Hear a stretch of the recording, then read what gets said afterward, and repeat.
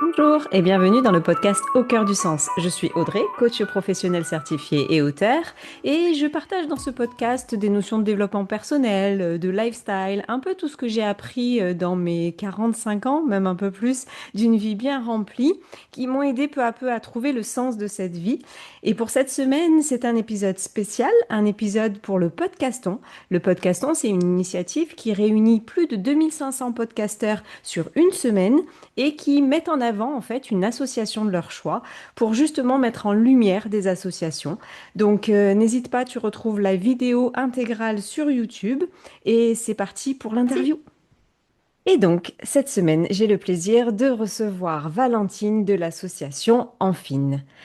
Alors déjà, je rappelle à tout le monde que l'année dernière, j'ai participé également au podcaston et que vous pouvez retrouver l'interview. C'est l'avantage des réseaux, c'est que vous pouvez retrouver l'interview sur le podcast directement, Spotify, Apple Podcast et compagnie, et également sur YouTube avec donc Coucou nous voilou et Marc Salem, parce que bah, c'est pas parce que ça date de l'année dernière qu'ils ont toujours pas besoin d'aide, ils ont encore besoin d'aide, encore plus besoin d'aide. Mais cette semaine, priorité à Valentine et à l'association Enfin. Bonjour Valentine. Bonjour. Alors, déjà, la première chose, je vais t'inviter à te présenter, à présenter l'association. Oui, très bien. Et ben, merci beaucoup de nous recevoir. On est ravis. Donc, moi, c'est Valentine. J'ai 28 ans. Donc, je suis bénévole au sein de l'association Amphine depuis 3 ans. Et au sein d'Amphine, donc, je suis écoutante sur notre ligne d'écoute téléphonique. Je gère aussi notre activité de sensibilisation, prévention. Et je suis membre du conseil d'administration. Donc, je fais plein d'autres choses, notamment le recrutement des bénévoles, les rapports d'activité, etc.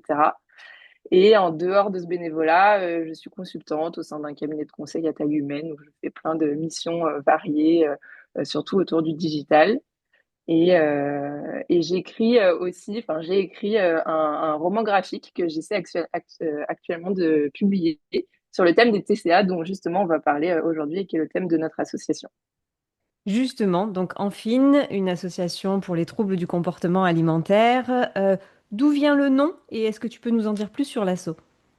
Oui, alors le nom est lié à l'histoire, donc je vais peut-être vous parler de l'histoire, d'où ça vient, cette association. Donc tout commence en 1999, donc ça commence à faire un petit moment.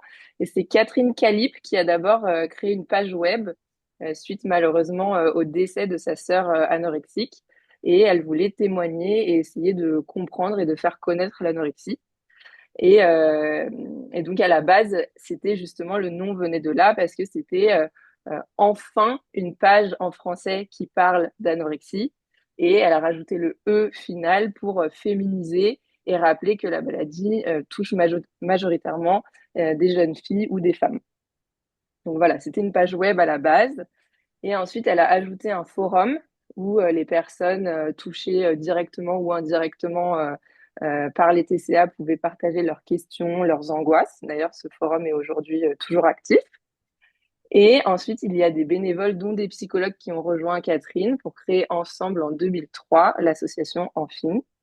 Et aujourd'hui, l'association a donc 23 ans d'existence et on compte une vingtaine de bénévoles, dont des psychologues et des personnes qui sont formées à l'écoute. Avant Je de peux peut-être... rentrer, ouais. justement, avant de rentrer dans les détails de ce que fait l'association, est-ce que tu peux nous dire ce que c'est qu'un TCA? Oui, bien sûr. Les TCA, c'est donc les troubles des conduites alimentaires. On dit aussi, on peut aussi dire troubles du comportement Ah, alimentaire. Oui, je oui. croyais avoir fait une grosse boulette. Non, non, on peut dire trouble du comportement. Après, nous, on préfère dire trouble des conduites parce que justement, euh, une personne qui va avoir un TCA ne va pas avoir forcément la même chose, ne va pas vivre la même chose qu'une autre personne. Donc, c'est des conduites parce ça se manifeste de différentes manières, même s'il y a des grandes caractéristiques. Et ce qui est important de comprendre, c'est qu'en fait, donc le TCA, c'est caractérisé par un rapport pathologique à l'alimentation et qu'en fait, c'est le symptôme d'un profond mal-être ou de blocage inconscient.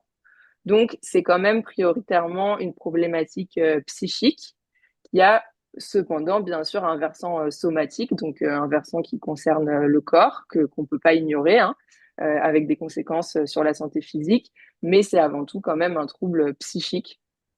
Et il y a trois principales catégories qui sont l'anorexie, la boulimie et l'hyperphagie. et peut-être je rentre rapidement dans le détail sur ce Oui, que c'est que oui, oui. l'anorexie.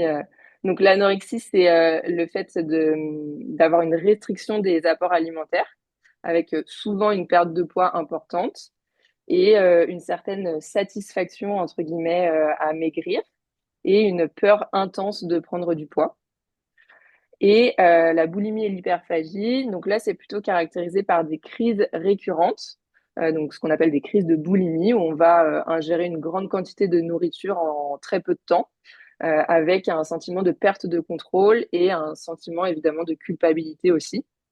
Et donc la différence entre l'hyperphagie et la boulimie, c'est que dans l'hyperphagie, on va pas forcément avoir de mécanisme de compensation derrière, alors que dans la boulimie, une fois qu'on a fait la crise, en fait, on va mettre en place des comportements de compensation comme le fait de se faire vomir, le fait de faire du sport à outrance, de mettre en place un jeûne ou même de prendre des laxatifs. D'accord. Et du coup, Amphine intervient à quel moment? Alors, nous, notre mission, c'est vraiment d'accueillir et d'écouter les personnes qui souffrent de ces troubles des conduites alimentaires pour ouvrir la parole et favoriser donc le mouvement et le changement. Donc, quand on parle d'accueil, c'est le fait d'être présent, d'être là pour les personnes qui s'adressent à nous, qui puissent vraiment trouver un espace pour parler de leurs difficultés, parce qu'il ne faut pas oublier que c'est un sujet qui reste très difficile à aborder auprès de son entourage, où on peut avoir honte, on peut avoir peur d'être jugé, craindre d'être incompris. Donc nous, on propose vraiment un accueil bienveillant et sans jugement. Et cet accueil, il passe forcément par l'écoute. Donc nous, on écoute et l'écoute, on l'espère, permet donc la parole. Et nous, on vise à ce que les personnes puissent parler d'elles, vraiment d'elles, plutôt que du TCA. Parce que souvent, les personnes pensent que c'est le TCA le problème et ont tendance à se concentrer vraiment sur bah, j'arrive pas à manger ou je mange trop. Alors qu'en fait, le TCA, ça va être le symptôme de difficultés qui sont plus profondes. Et la parole, elle est justement là pour essayer de dénouer tout ça et pour que la personne puisse parler de soi, enfin d'elle, au-delà de son trouble alimentaire et comprendre que le problème, il est ailleurs. D'accord, d'essayer de se retrouver malgré le trouble. Ok. Exactement, c'est ça. Et tu le disais justement, il y a le forum, il y a également donc plusieurs autres biais pour être aidé. Ouais, exactement. On a plusieurs activités. Nos deux grandes activités principales, c'est les groupes de parole et la ligne d'écoute. Donc, dans les groupes de parole, on a aussi deux types. On a les groupes de parole pour les personnes qui souffrent de TCA et les groupes de parole pour les parents et les proches. Je vais essayer d'être rapide sur le groupe de parole pour les personnes qui souffrent. L'idée, c'est vraiment que c'est animé par des psychologues qui vont inviter les personnes à s'exprimer librement et à s'écouter. Les participants vont venir bah, pour se sentir moins seuls et moins isolés face à leurs souffrances. Et parce que les échanges à plusieurs sont souvent plus faciles à supporter que le fait d'être tout seul face à face en thérapie individuelle. Ensuite, le groupe de parole pour les parents et les proches, bah là, c'est vraiment un soutien via le partage d'expériences. Et ce qui est important, c'est que ça permet souvent de se dégager d'un sentiment de culpabilité et d'impuissance qui est souvent généré dans ces situations-là. Et on va ouvrir sur des sujets euh, plus essentiels que vraiment le TCA, hein, dans la même logique que ce que je disais tout à l'heure, comme par exemple, quelle est la place de l'adolescent dans la fratrie ou comment se passe la communication dans la famille. Et on garde aussi en tête que c'est en soulageant la personne, enfin le proche, qu'on va aussi soulager la personne qui souffre de TCA parce qu'ils sont souvent très liés. Donc voilà, c'est un peu ça l'objectif du groupe parents proches. Et après, la ligne d'écoute téléphonique, donc c'est aussi notre deuxième grosse activité. Donc c'est une ligne anonyme et gratuite. Alors on est ouvert malheureusement pas beaucoup, mais bon, on fait ce qu'on peut avec nos moyens. On est ouvert 2 soirs par semaine, le lundi et le jeudi, de 20h à 22h. Et là, c'est vraiment en général la première porte d'entrée pour s'informer, pour commencer à poser des questions et à réfléchir à sa situation, si on y arrive, avec l'appui d'une personne de l'association. Voilà. Et justement, tu parles de moyens. De quoi a besoin l'association, Amphine? Bah, je pense que comme beaucoup d'associations, on a besoin d'humains, donc de bénévoles. Je le disais, on n'est pas beaucoup, on est une vingtaine. Alors, on est toujours prêt à accueillir des nouveaux bénévoles qui partagent un peu notre vision et nos valeurs. On a besoin de bénévoles qui peuvent être psy ou ne pas être psy, hein. On a en effet ces deux typologies de personnes dans notre association. Donc pour être écoutant, on a des lignes d'écoute, pour animer des groupes de parole, pour faire de la communication aussi, parce qu'on n'est pas très bon sur la communication, pour faire des recherches de financement. Voilà, donc il y a plein de choses à faire. Et on a aussi évidemment des besoins financiers pour se développer. On a peu de moyens, donc voilà, on est aussi preneur de tous les dons ou tous les soutiens possibles financiers. Alors, je mettrai bien évidemment dans la description de ce podcast tous les liens pour retrouver le lien de la ligne d'écoute. Si j'aime bien dans mes épisodes donner des tips, alors là, que ce soit pas maladroit, en fait, à quel moment on parle de TCA? Parce que vraiment, il y a une peur parfois de trop en parler et de trop provoquer. Là, le but, c'est à quel moment est-ce qu'on se pose vraiment des questions? Je pense qu'il faut se poser des questions quand ça devient vraiment handicapant dans la vie de tous les jours et qu'il y a un mal-être qui est associé. Voilà, on peut de temps en temps avoir une relation un peu difficile à la nourriture, mais quand c'est un jour ou une semaine, on n'a pas faim, voilà, c'est pas très grave. Ce qui est là où il faut vraiment se poser des questions, c'est quand il y a un mal-être qui est associé. Et donc, quand il y a des signes en fait d'alerte qui vont se voir, notamment ne plus manger des choses qu'on avait l'habitude de manger avant, tout d'un coup se dire ah bah là, ça, j'ai décidé que je pouvais plus le manger, mais pas parce que je l'aime pas, hein, pour une autre raison qui est souvent parce que c'est trop gras ou trop sucré ou mauvais pour la santé. Le fait de sauter des repas, de faire des crises de boulimie, évidemment, même si les crises de boulimie, on les cache en général, donc l'entourage peut moins facilement le voir.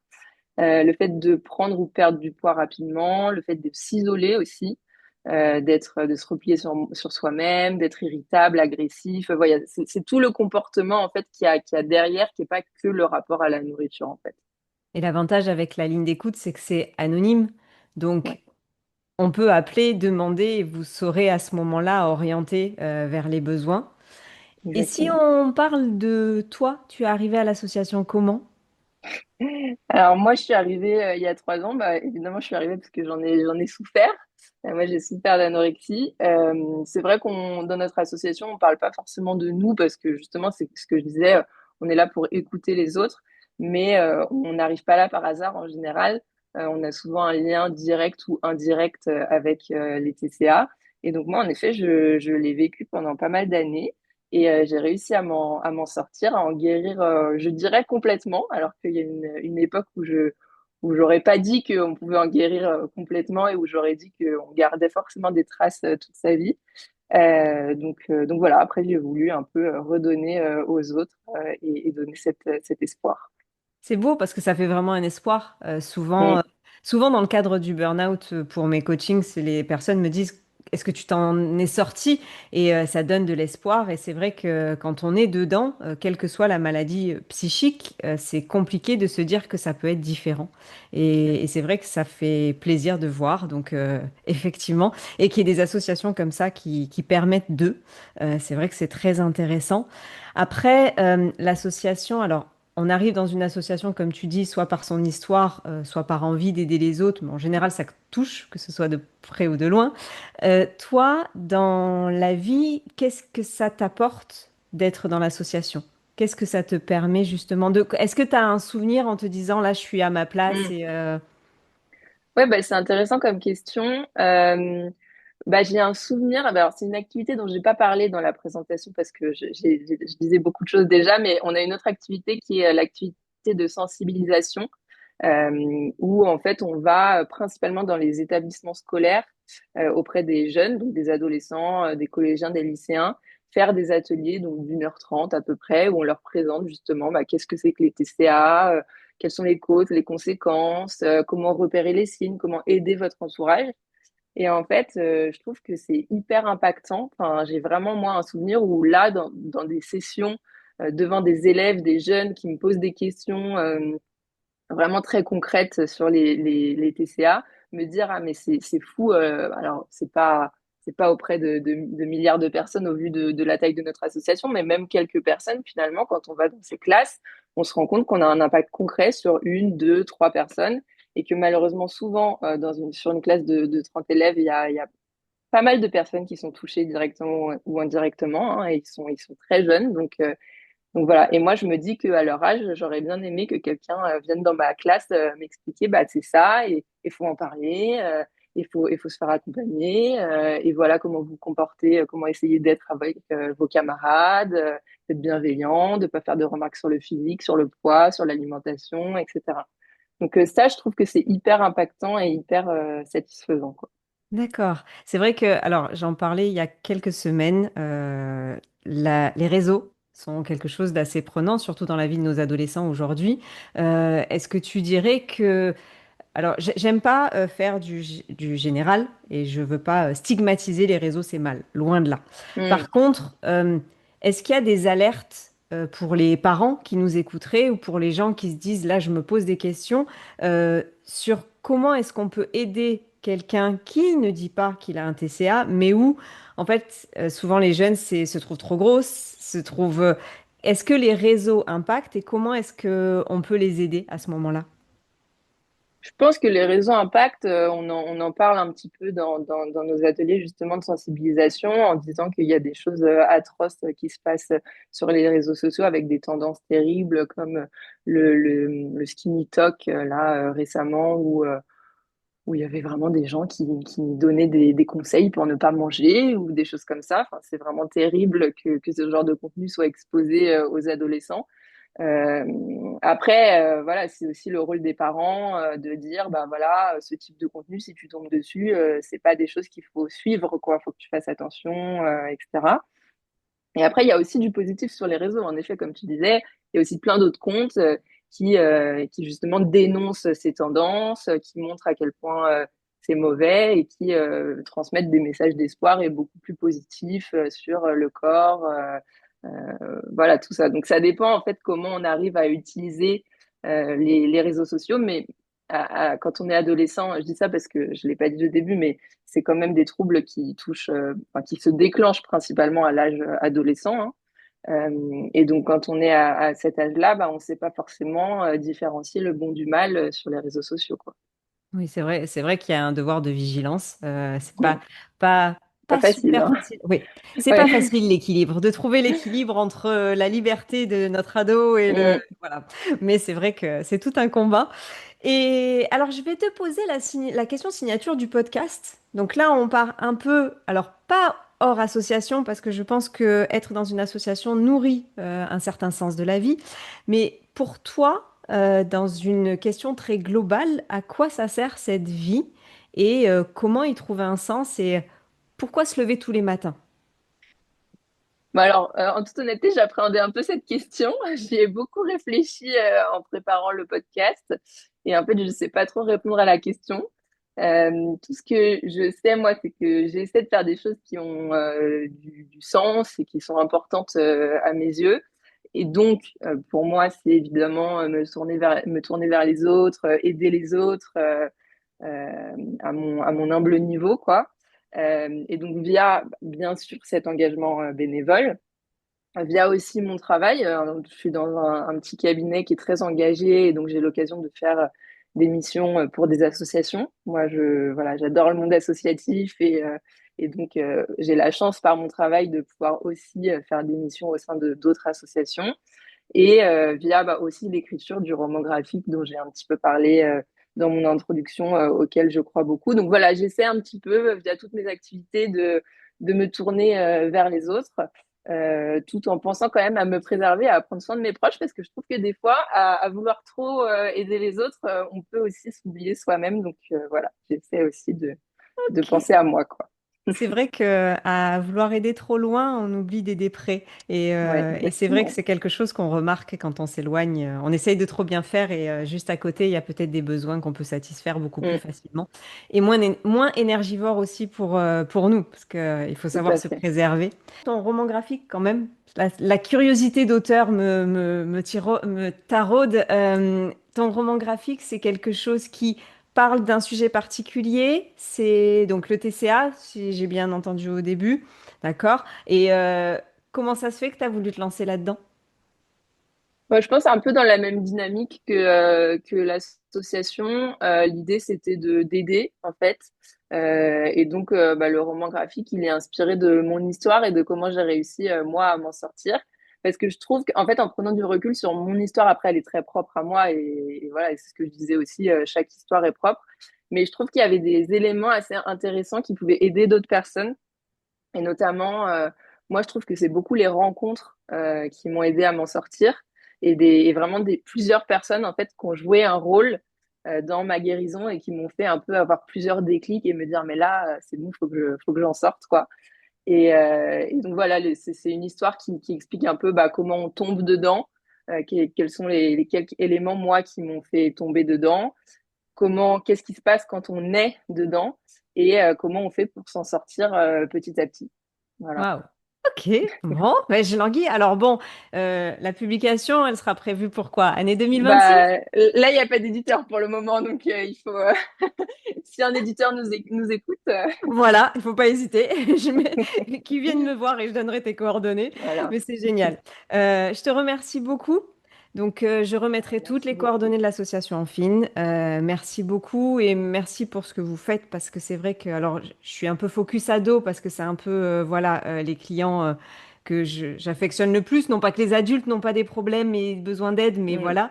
Et pour toi, auditeur qui écoute, je te souhaite comme d'habitude une bonne journée ou une bonne soirée et je te dis à la semaine prochaine pour un nouvel épisode. Bye bye Valentine. Merci beaucoup. Au revoir.